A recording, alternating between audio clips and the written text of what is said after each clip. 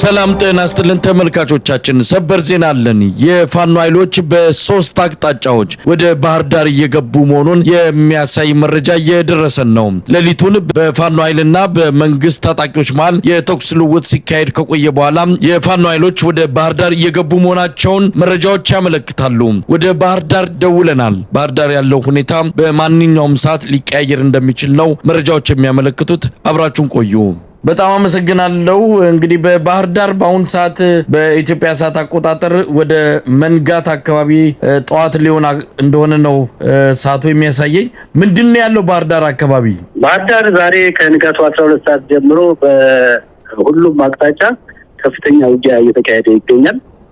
ማለትም በዚህ በቀበሌ 14 ወደ አቡነ ሀራና ልደታ መስመር አባይ ማዶ ዴዛዊት ማርያም ቤተክርስቲያን አካባቢ ማለትም በቤተ መንግስት አካባቢ በምድረገነት ቀበሌ አካባቢ ከፍተኛ ውጊያ እየተካሄደ ይገኛል እና በጣም ከፍተኛ እጅ ውጊያ ነው እየተካሄደ ያለው። አልፎ አልፎም ከባድ መሳሪያ ተኩሳሉ፣ የዲሽቃ የሞርታር ተኩሶችም ይሰማሉና በሁሉም አቅጣጫ ውጊያ እየተደረገ ያለው ባህር ዳር ከተማ ዛሬ ከንጋቱ 12 ሰዓት ጀምሮ። ከወትሮ የተለየ ነው አሁን ያለው ሁኔታ የሚታያቸው። እንግዲህ ባህር ዳር ለረጅም ወራት ለረጅም ጊዜያት እንደዚህ አይነት ነገር ይታይባታልና አሁን የተለየ ነገር ነው የሚታየው። አሁን የተለየ ይመስላል። ትናንት ቀኑ ሙሉ ከፍተኛ የመንግስት ወታደር እንቅስቃሴ በኦራል በብዙ ኦራሎች እየተጫኑ ከቦታ ቦታ ይንቀሳቀሱ ነበር። ይሄም ሊከሰት እንደሚችል ግምታችን ነበረኛ። ትናንት እነሱ በጣም ተበሳጭተው ነበር። በየወረዳው ፋኖ ያገኛቸው ድሎች አበሳጭቷቸው ትናንት የተለየ እንቅስቃሴ ያደረጉ ነበር። ከተማ ላይ የወታደር የጫኑ የወታደር ተሽከርካሪዎች እንቅስቃሴ ያደርጋሉና ይሄ ነገር እንደመጣ ቀድሞ መገመት ይቻል ነበር። ዛሬ ግን በሁሉም አቅጣጫ ከንጋቱ 12 ሰዓት ጀምሮ ከፍተኛ ውጊያ እየተደረገ ነው ያለው። የእጅ በእጅ ውጊያ ነው። ከባድ መሳሪያዎች አልፎ አልፎ ይተኮሳሉና ከወትሮ የተለየ ነው። በፊት ዝም ብሎ የሆነ ቦታ ገብቶ የሆነ ኃይል አጥቅቶ የመውጣት አዝማሚያ ላይ ነበር። አሁን ግን ከፍተኛ ከተማዋን በሁሉም አቅጣጫ ለመቆጣጠር ከፍተኛ ውጊያ እየተደረገ ነው ያለውና የተለየ ነው ከወትሮ ዛሬው። ምናልባት እስቲ ለተመልካቾች ግልጽ እንዲሆን ምናልባትም ባህር ዳርን በደንብም ለማያውቋት እስቲ ቤት አካባቢዎች ነው እንዲህ አይነቱ ወታደራዊ ወይም እንዲህ አይነት እንቅስቃሴ እየተደረገ ያለው ቤት እንደሆነ መግለጽ ይቻል ይሆን? አሁን ውጊያ እየተደረገ ያለበት አቅጣጫ በዚህ በሰባት አሊት ማረሚያ ቤቱን መስመር ይዞ ወደ ልደታ ቤተክርስቲያንና አቡነ ሀራ የሚባሉ ባለፈው ነሐሴ ወር ላይ ውጊያ በተደረገበት አካባቢ በዛ መስመር አንዱ የውጊያ ቀጠና ነው። ከፍተኛ ውጊያ እየተደረገ ያለበት ከባድ መሳሪያ የሚተኮስ ያለበት አካባቢ ነው። ሌላው ደግሞ አባይ ማዶ የሚባለው ሰፈር ዴዛዊት ቤተ መንግስት አካባቢ የቤተ መንግስት ምንድነው ልደታ ቤተክርስቲያን እንደገና ሚካኤል የሚባሉ ቤተክርስቲያኖች አሉ። ልደታ የሚባል ቀበሌ ያለ እዛ አካባቢ ምድረገነት የሚባል ቀበሌ ያለ አባይ ማዶ እዛ አካባቢ ከፍተኛ ውጊያ እየተደረገ እንዳለ ነው የምንሰማው አባይ ማዶ። ስለዚህ በሁለቱም አቅጣጫ በአባይ ማዶ አቅጣጫና በዚህ በሰባታዊት መስመር በማረሚያ ቤቱ አካባቢ ነው ከፍተኛ ውጊያ እየተደረገ ያለው።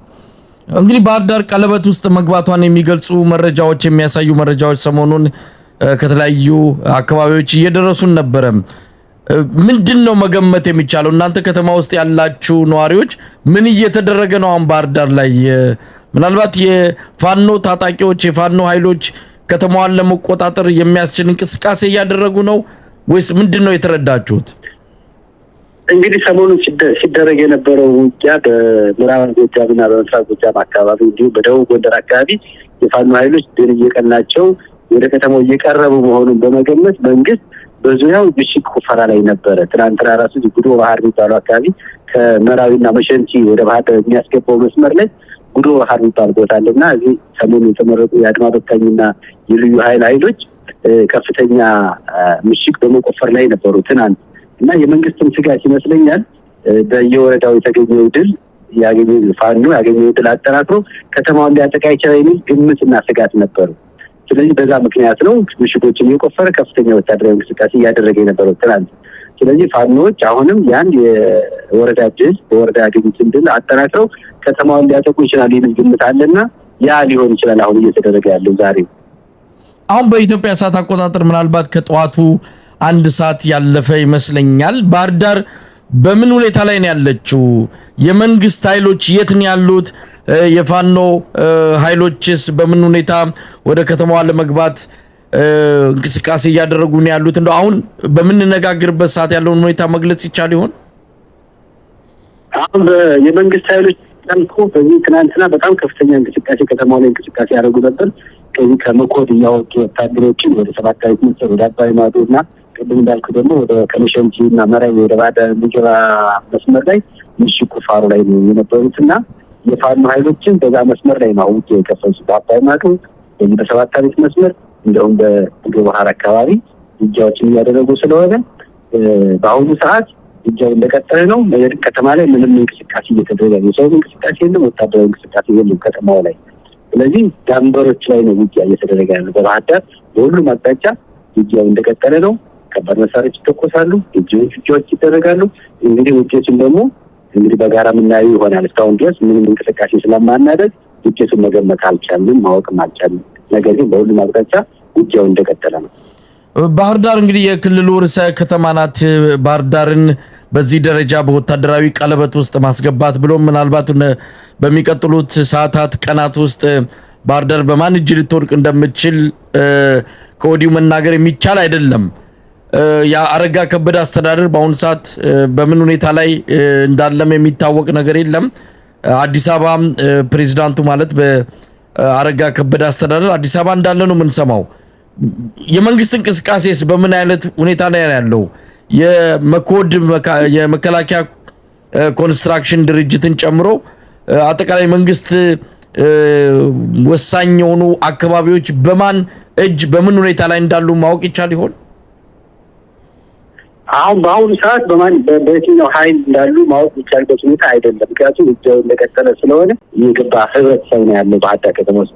መቼ ፋኖ መጥቶ ሊቆጣጠራት ይችላል ከተማዋን መገመት አይቻልም። ምክንያቱም በየጊዜው መኪናዎችን የገቡ ከተማ ላይ ይወስዳሉ፣ የገቡ የመንግስት ባለስልጣናትን ገለው ይወጣሉ። ስለዚህ በማንኛውም ሰዓት ባህር ዳር በፋኖች እንደምትገባ መገመት ይቻላል። ምክንያቱም መንግስት በተገቢ ሁኔታ ሀገሩን ከተማውን እያስተዳደረ አይደለም። ፋኖች ይገባሉ፣ የሚያደርጉትን አድርገው ይወጣሉ ያለምንም ኮሽታ። ስለዚህ በማንኛውም ሰዓት ፋኖ ከተማውን ሊቆጣጠር እንደሚችል መገመት ይቻላል። ስለዚህ እናረጋ ከበደም እዚህ ከተማ ውስጥ የሚኖር አይደለም፣ አዲስ አበባ እየኖሩ ነው ከተማ የሚያስተዳድሩት እና አጠቃላይ ወታደራዊ አስተዳደር ነው በከተማዋ ያሉትና ምንም አይነት መንግስት የሚሸጥ ነገር ከተማዋ ላይ እየተሰማ እየታየም አይደለም። የከተማዋ ነዋሪ በምን ሁኔታ ላይ ነው ያለው? አሁን እንግዲህ ሰሞኑንም የፋኖ ኃይሎች በየትኛውም ሰዓት በየትኛውም ቀን ከተማዋ ሊገቡ እንደሚችሉ ሲነገር ነበር። አንዳንድ እንቅስቃሴዎችም አሉ። የከተማዋ ህዝብ በምን ሁኔታ ላይ ነው ያለው? እንግዲህ የከተማው ህዝብ አሁን እኔ በአባይ ማዶ በሚሰማው ሁኔታ የፋኖች ወደ ከተማ መግባትና ውጊያ መክፈት እዚህ ያለው ከተማውን በከፍተኛ ጉጉት ሲጠብቃቸው ስለነበረው እንዲያውም ወደ ፋኖ የመቀላቀል አዝማሚያ እየታየ ነው። አባይ ማዶ አካባቢ ያሉ ማህበረሰቦች መሳሪያ ያላቸው ሰዎች ወደዛ የመግባትና የፋኖን ድል የማሰርና የመቀበል ስሜት እየታየ ነው ይባላል። አባይ ማዶ አሁን በአሁኑ ሰዓት ማለት ነው። ስለዚህ አጠቃላይ ግን ማህበረሰቡ በከፍተኛ ድራ ውስጥ በከፍተኛ የኑሮ ውድነት ስላለ በጣም ሰው የተማረረና በመንግስት ከፍተኛ በደል እየደረሰበት ስለሆነ የፋኖችን መምጣት በጉጉት እየጠበቀ ነው ያለው የከተማው ህዝብ። እንግዲህ አሁን ምናልባት ሰዓቱም እየገፋ ነው ያለው። በአሁኑ ሰዓት ባህር ዳር በምን ሁኔታ ላይ እንዳለች ከሚነገረን በተጨማሪ በሚቀጥሉት ሰዓታት ቀናት ሊሆን የሚችለውን ነገር እንግዲህ ከናንተ ጋርም ከሌሎች የመረጃ ምንጮች ጋርም እንገናኛለን። እንደው በመጨረሻ ማለት የሚቻል ነገር አለ? እንግዲህ ማለት የሚቻለው የፋኖ ኃይል በየጎጃም በደቡብ ጎንደር ያገኘው ድል እያጠናከረ እየገሰገሰ ነው ወደ ባህር ዳር ከተማ። ባህር ዳር ከተማ በጥቂት ቀናት ውስጥ በፋኖ ኃይሎች ትገባለች ተብሎ ይገመታል። ህብረተሰቡ ይሄን በንቃት እንዲጠብቅ፣ ምክንያቱም መንግስት የመከላከያ ኃይል በፋኖ በሚደርስበት ምት የተነሳ ህብረተሰቡን የበቀል ስሜት እየተነሳሳ ህብረተሰቡ እየጎዳ ስለሆነ ህብረተሰቡ ተረጋግቶ ከተማ ሳይወጣ ቤቱን እንዲጠብቅና ከመከላከያ ኃይል የሚመጣውን ጥቃት ራሱ እንዲቋቋምና እንዲከላከል በዛ አጋጣሚ ማሳሰብ እወዳለሁ። በጣም ነው ማመሰግነው። እንግዲህ መልሼ ደውላለሁ ያለውን ሁኔታ መረጃ እንደምትሰጡን ተስፋ አደርጋለሁ። በጣም አመሰግናለሁ። ምንም አይደለም።